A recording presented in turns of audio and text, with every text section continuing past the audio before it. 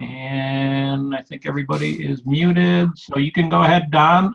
Actually, before you get started, Don, Okay. congratulations on your 15,000 members to the Fat Bee Man group.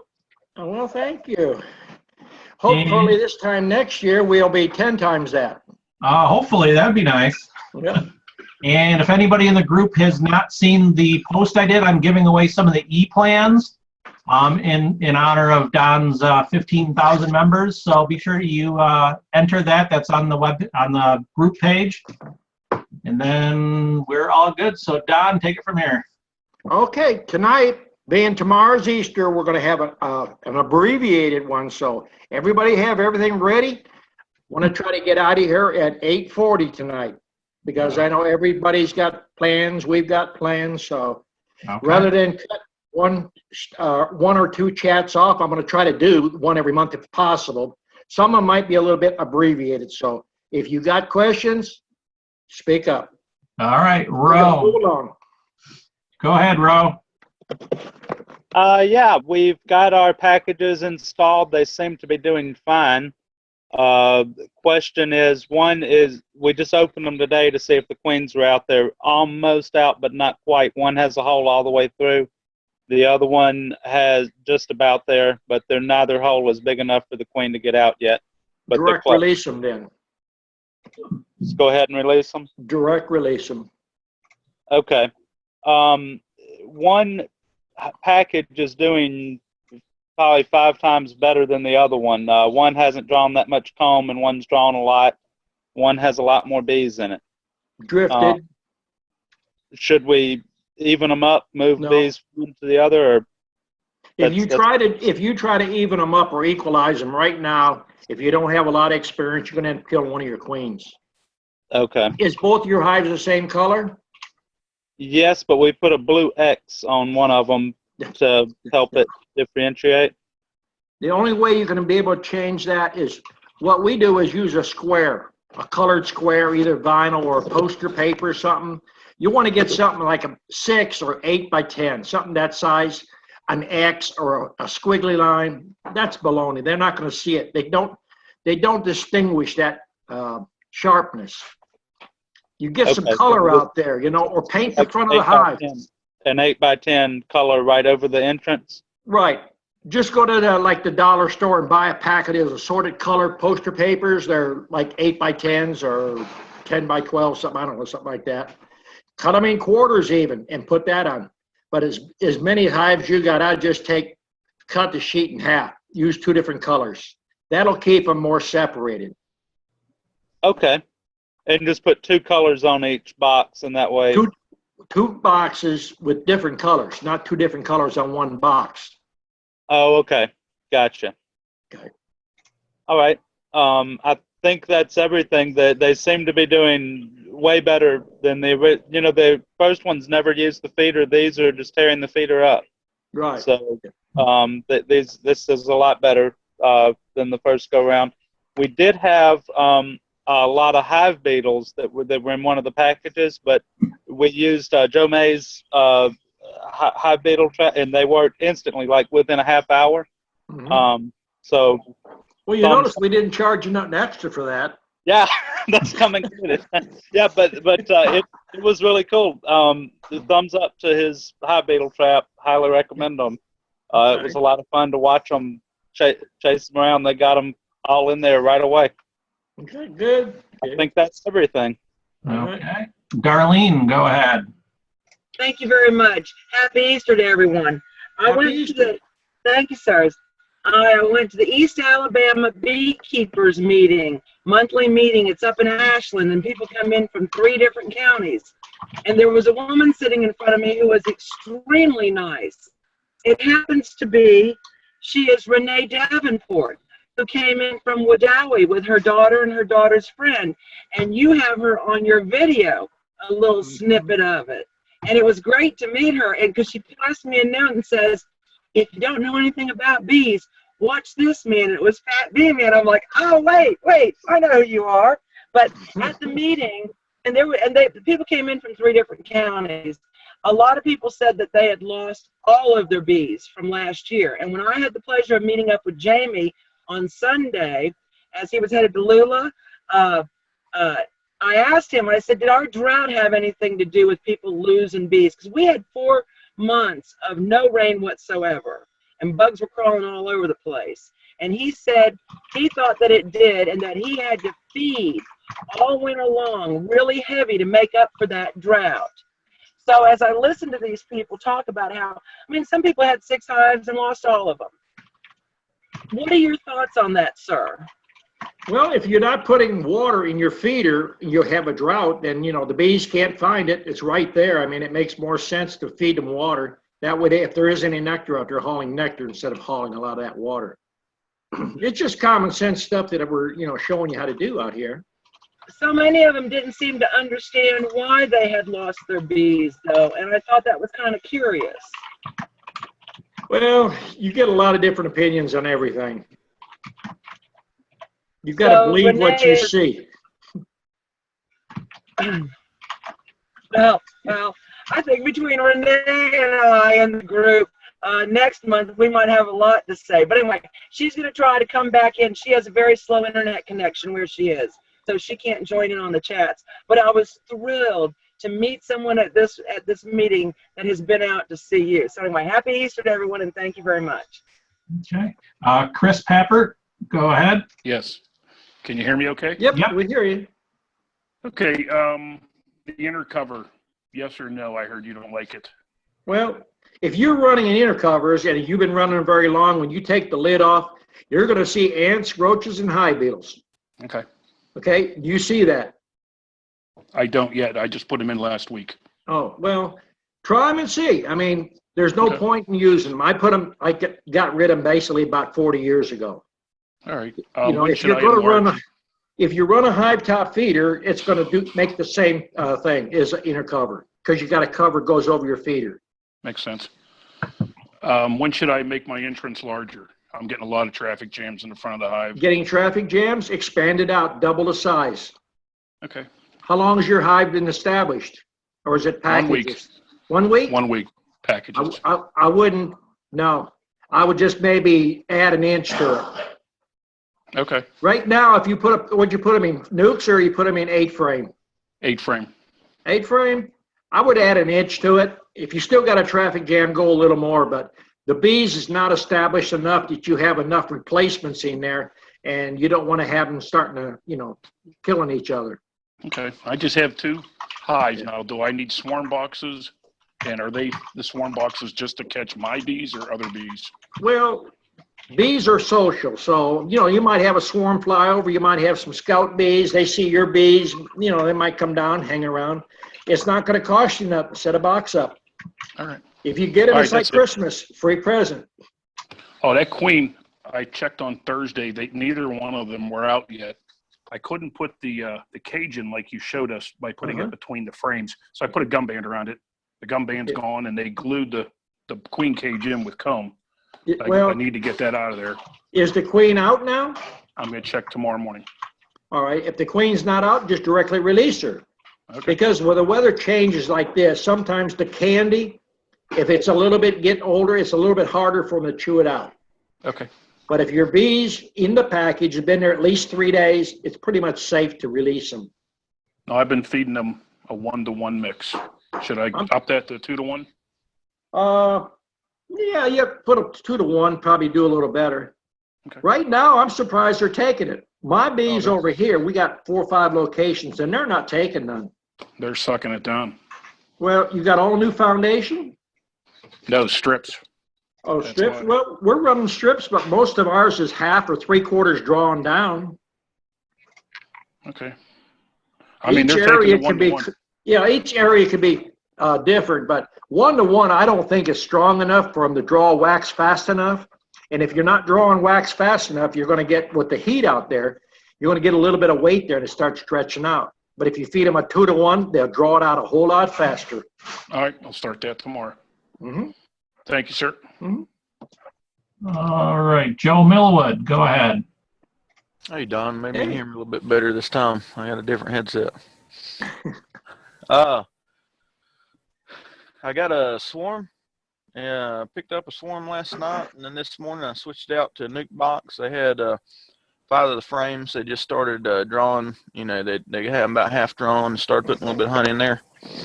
So I just went ahead and put all the frames with eggs and larvae on it in there with a queen and a nuke box and On a swarm? Yeah, I had them in a 10 frame because they kind of freaked out when I said I was going to put them in a nuke box. So I put a 10 frame, and then when I got it here today, I just switched it over to a nuke. But going by what you told me, I figured that's what I need to do. If you put your swarm in a nuke box, they're going to draw comb tremendously faster because they can create that heat. They got to have enough heat inside to draw a good comb. They got it drawn out already in them 5, and they got eggs and larvae laid in them. There's no cap brood in it yet. There's some that looks like it's probably getting close. When you put the swarm in there, did you go through it and see if you had more than one queen? I didn't. I only saw the one queen. I looked at it at the guy's place, and I looked at it again today at every frame. When you put the swarm in, did you put the box under the swarm and tap it in, or did you dump them in front of the box? I don't know. I bought the swarm from somebody else. Oh, okay. Yeah. So I got them going, and they're booming. Keep an eye on them, because in a 5-frame box, they're going to draw that comb out super fast, and then if you don't expand them into an 8-frame, probably within about 8 days, they're going to start making cells on it. That's what I want to do, I reckon. Well, you can leave them in there, but I would check them about the 3rd day. Every 3rd day. Yeah. And then once you start seeing them drawing the little bulbs on there, the queen cells, then watch your calendar. I saw one on there today. It looked, one single spot looked like it started drawing out. So I'm assuming that's going to be a queen cell. Sometimes some races of bees make a false cell, and a false cell usually looks like a queen cell, but it's shorter and it looks more like a miniature light bulb. It's short and starts bulbing out, where a regular queen cell is pretty much straight and then on a 45-degree angle comes down. Some bees just make a cell. Russian, if you got a lot of Russian in them, they keep swarm cells there or a bulb like that most of the time. That's just a normal thing for them. I reckon these are just Italians. I got a couple of year queens coming from one of your students into May. So right now I've just got a few hives of Italians. Okay. Also, real quick, wanted to tell you I appreciate your videos and everything. I probably saved a couple $100 buying a goofy bee suit and whatnot. I'm out there and I got my straw hat and out there working them in shorts and t-shirt the other day, and it's just if you act halfway, you don't act like an idiot with them, they don't mind you. Well, the main thing with the bees is get a good stock of bees. That's almost a must, and then slow your techniques down till you get your techniques perfected. Most of the time, I see the problems with students here is they try to go too fast. It's not how fast you work those bees, it's how accurately, and have a system to work in them. Always, I guess most people don't realize that when you open a hive, never pull a frame from the middle. Smoke on the sides of the box, smoke down each side, gently. And I was showing students today, set the smoker to the side of the beehive and watch the way the wind's blowing. Smoke against the side of the hive and the wind will carry it across the hive.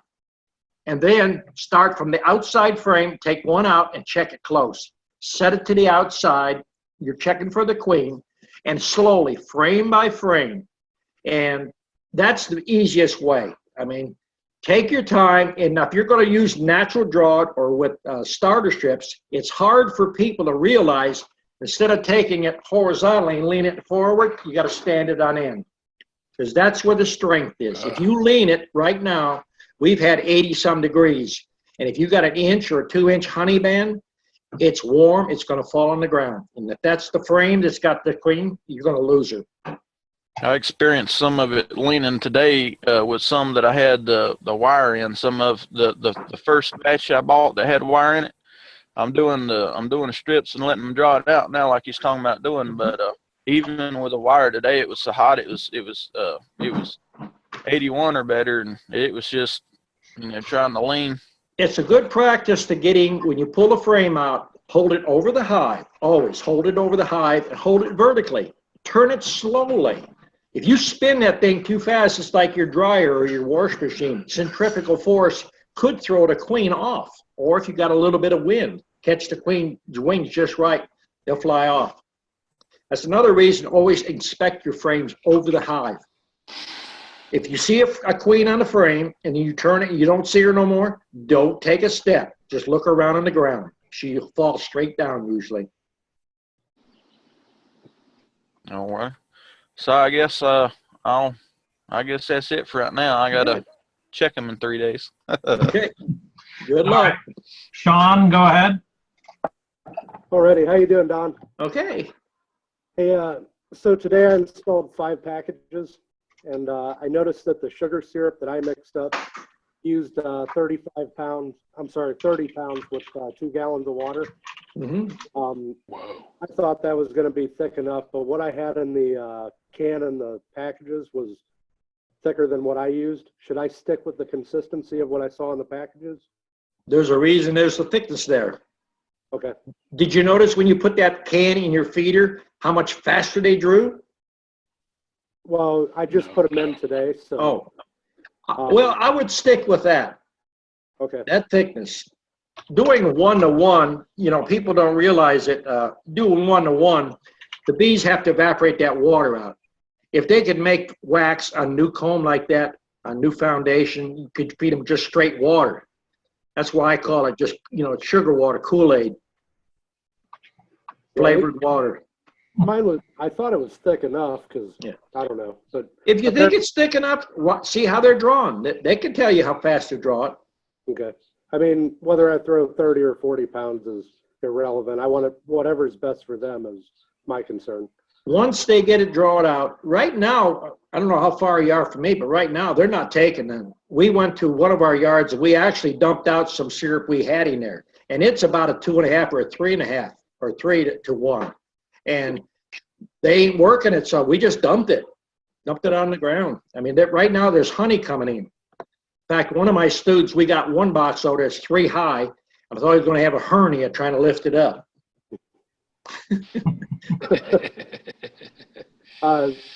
So Wade's smiling because he's seen the hive probably. Another question I had is, if you get a can stuck in a package, what's the best way to get the queen and bees out? Well, sacrifice the package. Okay. I mean, I just ripped the screen off the side, Yeah. but I didn't know if there was an old beekeeper's method of doing that or. Well, sometimes that cross piece that goes in there, if someone's in a hurry and doesn't staple it just right, it's weak, and sometimes the can turns sideways. In all the years I put them in, I don't think I've run across 3 in probably 30-some years. I mean, you're dealing with a lot of packages in a short period of time, so, you know, air guns sound like a machine gun out there sometimes. Pop, pop, pop, pop, pop, pop, you know. So sometimes you get, you know, hit the grain just right and don't hold, or it pops a knot or something. Okay. And What? I think that was about it for now. Okay. Okay. Leah? Hello, Go ahead. how are you? All right, so this week in beekeeping disasters, I think some of you guys saw my video, but I know what mistakes I made. I know why I made them, and I know what to do next time to not make them. So I've learned a lot this week. My bees are still with me. That's a good sign. All 3 hives. I did kill half the bees in the first hive, so when I that first install just went completely south. So I will never do that again. That's a memory that I will think about every time I put in a package. I watched you put your packaging. I'm not going to criticize you, but you was fighting the crap out of that package. If you took the package, turned it upside down, and just bumped it against your hand, that can would have fell out. And let it come out halfway, turn it over, and bump it down while you hold a can. Simple. Yep. You was taking your hive tool, and I was feeling your pain, believe me. Yeah. So yeah, I think most of the things you could do wrong, I did in that install. It's called learning. The next day, the next morning when I installed the 3rd one, that one went pretty smooth, and that hive is doing the best of the 3. So I've taken some time to through that video with some people to learn what I did wrong and to slow down. I noticed you should have put some color on your hives. Okay, I'll do that. I heard you tell that the first gentleman. I'll make sure I do that tomorrow. I just mentioned, you know, to Roe there that you put Yeah. 2 different colors there. It's going to help keep the bees from drifting. Okay. White is pretty. Put them in nice straight lines. They're all like nice and white. It looks pretty, but the hives usually on the end get a lot of drifting, especially if there's a light wind, the bees coming in, they drift back and forth. Okay. So I didn't get, I put cinnamon down right away, but I did not get my diatomaceous earth, or however you say that, down until like the next day. So I've got some hive beetles inside. I've squashed the ones that I've seen. You had mentioned Joe May's beetle trap. What is that, or what should I do to make sure I help them out with what's got inside? Well, let Joe explain that to you, because that is his invention there. Okay, where do I find that out, or where do I connect with him? He's got a website up. He probably got some up for sale. Okay. Joe, you got a comment there? Yeah, you can go to Little Bits Honeybees YouTube channel. It's all on there. Little bit, okay. Little Bits Honeybees. Yeah, YouTube. Okay, fantastic. And then I did figure out another thing that I learned. When I put that essential oil mix on there, Don, and I called you in a panic, I wasn't being robbed like I thought I was, because I took one of the bodies that I killed and showed it to somebody. For some reason, when I put that essential oil in there, I heard the hive, the hum change sounds, and I looked up and like I was being swarmed, but it was drones from my own hive. Anyway. They have a different hum to them. What's that? They have a different pitch or hum to them. Yeah. It's like a big B-27 coming by you. Yeah. So anyway, they got pretty excited about that, but I did learn about robbing screens, but I wasn't robbed in spite of my spilling syrup a couple of days before. But anyway, I'm learning. My mother says, if you live, you'll learn. So. Yep. Just keep moving forward. All right. I think that's all I've got. Okay. Oh, one more thing. Can you use in the political signs? I know you did the boric acid in those a while ago. Can you use the diatomaceous earth in those with the Crisco? Does that work as well? I don't know. I've never tried that, but the Crisco that we used actually attracts beetles into the political sign. But we haven't even used political signs in probably 3 years. Okay. We found by maintaining your hive, changing it out on a regular basis. We was going through hives today with students, and they made a remark that 2 frames of bees in there and you don't have beetles, and we're under the pine thicket. But we change our hives out. We was at the graveyard changing hives out there. We try to do it a minimum once a month. Okay, well, I just want to figure out what to do with the packages since they're weak, and I don't want to change boxes on them right now. So, I'd leave them just the way they are and just keep the inches reduced down until the build numbers up, and then you'll be fine. okay. All right. All right. We've got a question from Don. Go ahead, Don. Yeah. This is Don W5MML, and I would like to mention to you that I bought a package of your bees from Jim Murray, and they are really, really nice.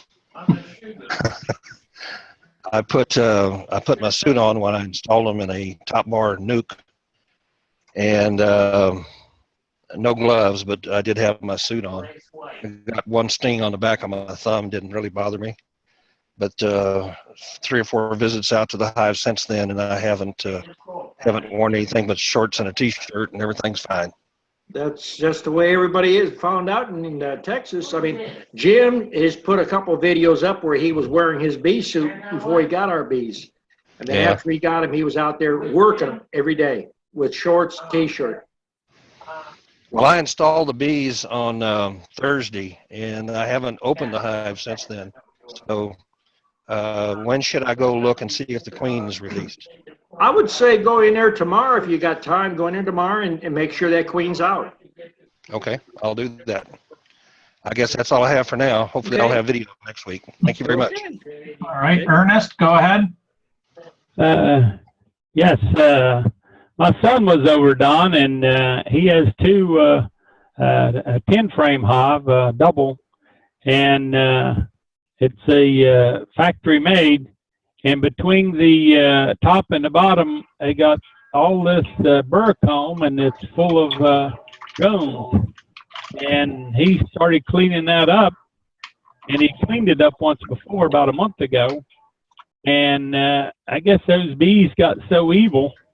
Half an hour later or more, he was up at the house, and the bee was still chasing him, and his wife come out. One chased her. She had a cat out, and it attacked the cat. Do they hold grudges, or is something else going on with that beehive? You got a double deep 10 frame, and you got a bunch of burr comb with drones there. Right, and he scraped it all off. All right, what you've done is once you start scraping those drones, you get that smell in there, and then you start, the bees are getting defensive. But in order to get your burr comb like that, your spacing between the bottom box and the top, are they homemade boxes? No, they're factory-made boxes. It sounds like your spacing is way too wide.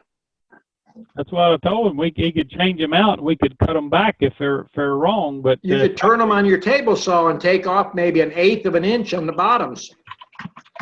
Would it help if he'd pull some frames out and give them some more places to put the drones instead of trying to do burr comb?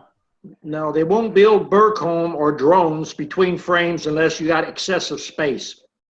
That's not going to change nothing. And if you put less frames in there, you're going to get burr comb, you're going to get a bunch of crazy comb in there, and then you won't be able to work the hive. But if you're smashing bees or larvae in there, that smell will set those hives off. Well, it did, and wife, I guess, a little concerned. She had one in her hair, so it's not a good situation. Well, you can smoke them lightly, and then calm them down. Mm-hmm.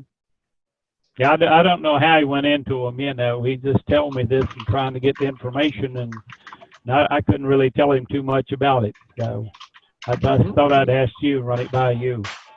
Well, first of all, like I say, I think you got excessive space between your bottom box and your top box. If you're more than 3/8, you're going to start getting burr comb in there. Burr comb is not a bad thing, but when they're putting drones there, that's a little bit more excessive. And when they're starting to put drones there, that hive's got queen cells in it.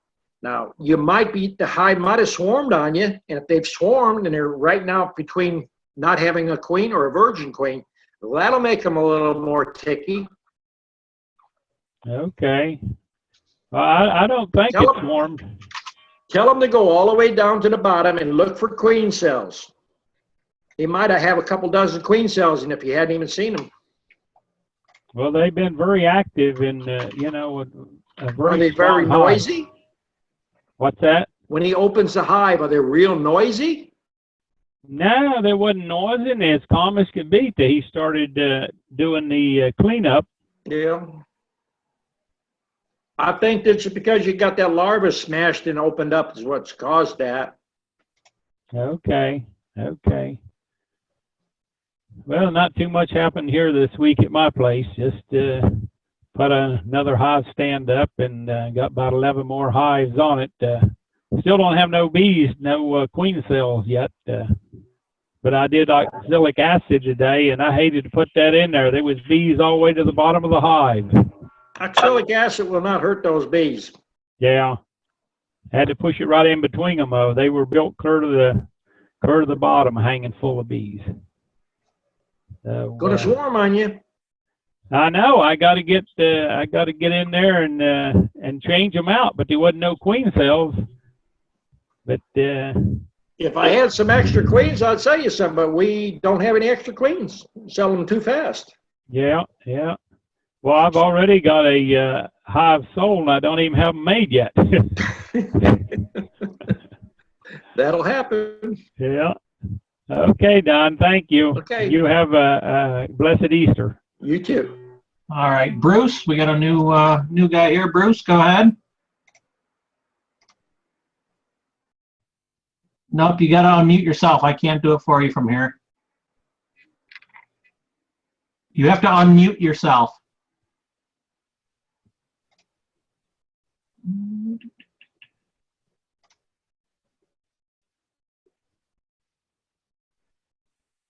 Okay, we'll come back to you, Bruce. I can't. All right, Ro, go ahead. Yeah, I was just thinking, I know you said not to try to even up the population yet, but when we go in there to release the queens, should we maybe take one of the drawn comb out of the box that's doing so well in drawing comb and I wouldn't do that now. comb in the box that hasn't drawn any? No, I wouldn't do that. Okay. You haven't had the package long enough. You don't got no bees actually hatching right now. Once you get bees hatching, then you could do that, but I wouldn't risk it right now. Okay. Yeah, I was just worried that when we direct release her, there's nowhere for her to really lay right now because it's just the starter strips in that one. They haven't drawn them out at all. Well, they should be drawing them out. If they're not drawing them out, there must be a problem somewhere. If you got two hives side by side and one's drawing comb good and the other one's not, there's something not working right. Okay. It also seems to be a lower population than the other one, too. That's the weaker looking one. Basically, that sounds like they've drifted from one hive to another. Okay. All right. Well, I'll keep everybody posted, but I guess when you say direct release them, we're just going to go in and pull the other cork out. Pull the other cork out and just lay the queen cage on the bottom board, and it won't take her a minute. She'll find her way right out, and that gives you time to close the hive. You won't have to worry about scorching the queen or flying off and none of that. Okay, so fly off, she's made it. Like out on the front porch there, or you're coming down in it on the bottom board? Put it inside on the bottom. Okay. All right. Will do. Okay. Okay, Bruce, we got you going now? Yes, I believe so. Yep, perfect. Okay, great. All right, so good evening to everybody. This is my first time joining the chat. Brand new to beekeeping. I happened to see an ad on Facebook, and it happened to be for a flow hive, and I read all about it, and then I ordered one. I grew up in Boston, but I've lived in Thailand for 11 years. And that's where I currently am. And fortunately, I did find a bee farm about 30 minutes away that has over 2,000 hives. So I was able to get a nuke from them, but they don't really sell supplies. They just have a few things. They do sell hives and frames, but they don't really have anything else. So I did get my bees from them on April 7th, and I got an 8-frame nuke. And they're still in the 8-frame nuke. I plan on leaving them in the nuke until they get about 80% built out on the combs that are in there before I move them into my hive. Is that correct up to that point? Well, how are you going to move? You said you had a flow hive. You're talking about a Langstroth 8-frame. You're going to put them into a flow hive. Yes. I don't know anything about a flow hive. I know. I don't even want to get into the flow hive part of it because I know you guys are all Langstroth. That's fine. And I didn't know anything about it when I bought it, you know. I'm brand new to this thing. So, but aside from the flow aspect of it, is my idea of leaving them in the nuke box until they're pretty well built out, and then take those frames and put them into the hive that I have. I don't think they'll fit, personally. I think a flow hive is set up basically on half frames. And from my understanding, the frames themselves split in half. You either crank it or do something that cracks the frame and the honey's supposed to run out. So the frames would be different widths, different sizes. I'm going to double check it today. The width is the only thing that's different. The length, I believe, is the same. And you're right. The plastic flow hive is twice as wide as a regular frame. And when you put the little tool in, it kind of pushes it down and it rips it in the middle. And that's what lets it drip down. But where I was going was, I'm not in a hurry to try to get to 25 hives. Actually, I don't want any more than 5. I might stop at 3. I'm not trying to make a lot of bees to have a lot of hives. I was thinking more from the aspect of let the frames that I have get built out good, And then before I hurry up and put a super on there, I wanted to put another box, another brood box on there, and let this group of bees get really well established before I put a super on there. Mhm. Is that a good plan, or should I just go ahead and move these in there and split them when I want to make a second hive? What should I do from that point? If you want to make a second hive, then keep them in a single and let them just get overcrowded, and they'll make queen cells.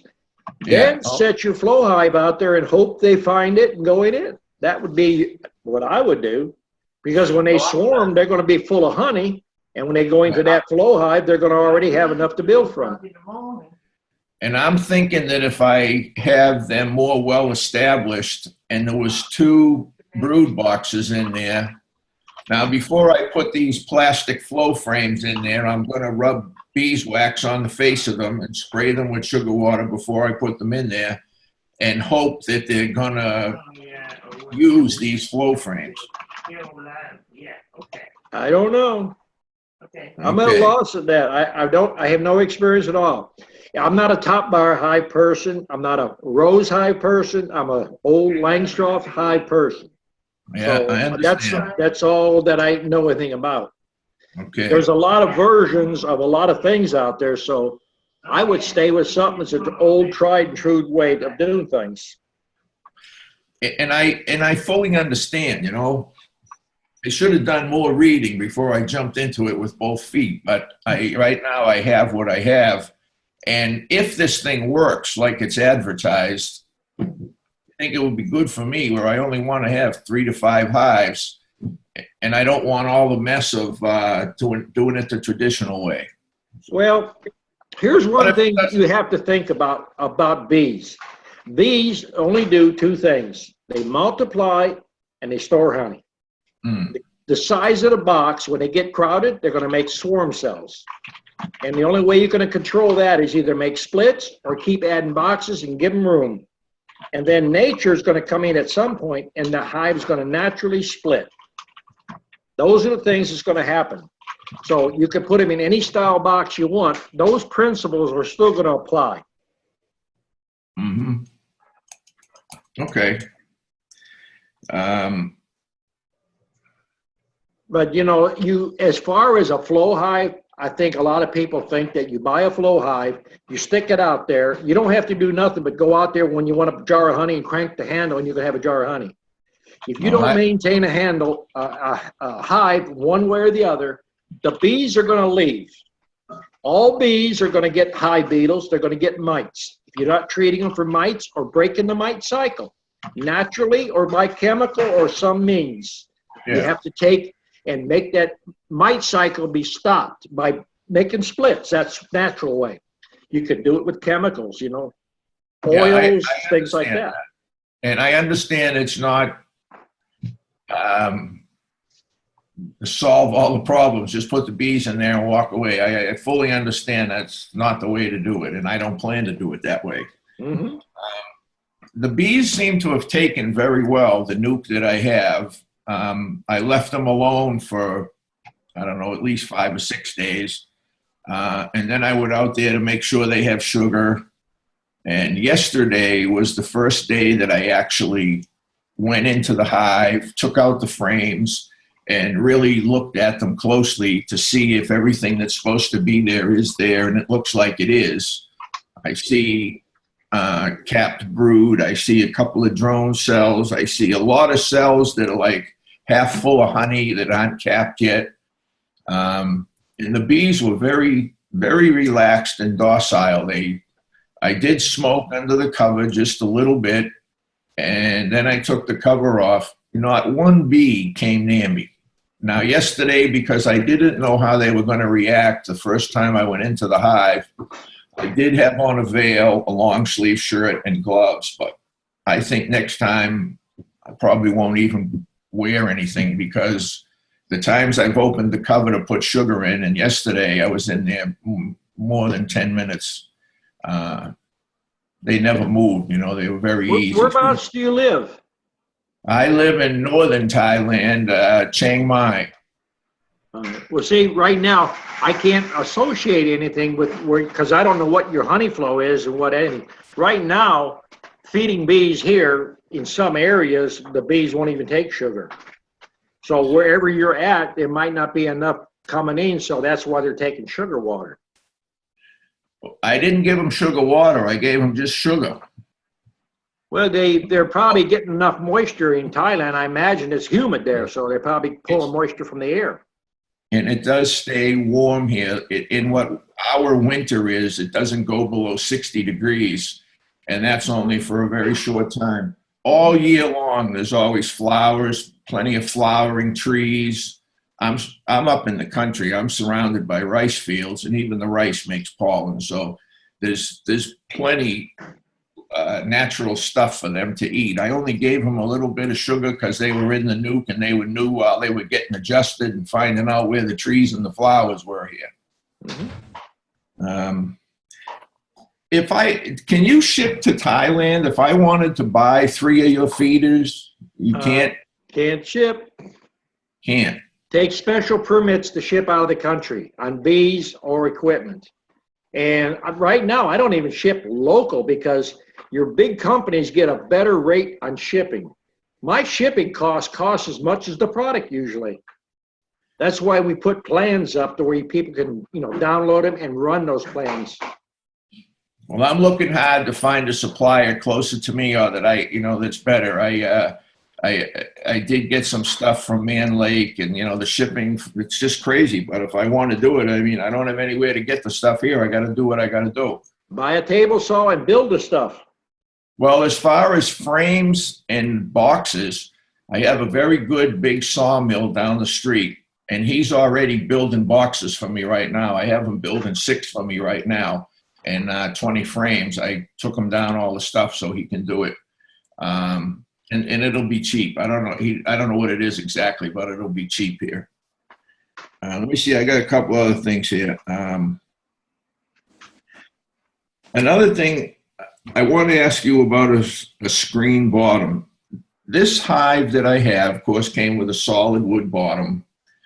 And the hive that I have, the only ventilation that would have is it's got 2 entry slots.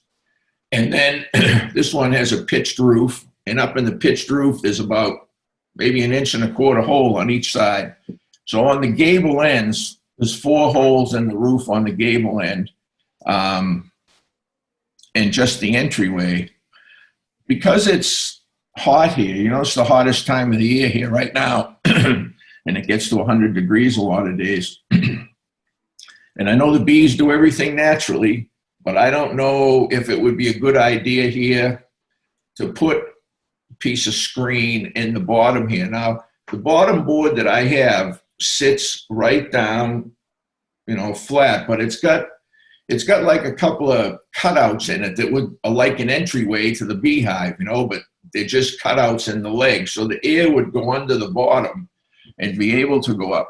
Where it's pretty warm here because of the climate I'm in, do you think it's a good idea for me to put some screen in the bottom? I don't use screen bottom boards here because of the moisture coming up. And when you're telling me that you live in an area where there's that much moisture, you're just opening, it's like putting the screen doors in submarines, You're not going to get more ventilation, you're going to get more moisture. Okay, all right. Well, that's only I don't know how it is over there, but we don't run them here. There's people in the United States run them, they like them. I don't run them because moisture gets in the hive and you lose bees. Because you build up fungus in the hive, fungal problems, moisture problems. Okay. And what's your view on queen excluder? You don't use them, is that correct? Nope. Don't use them. Don't use them. Okay.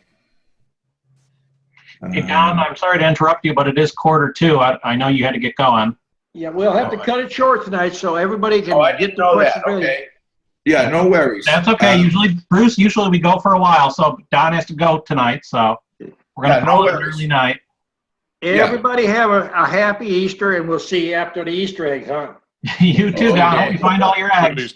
All right. Thank you. Everybody have a good one. Bye-bye. All right. Thank you, Don.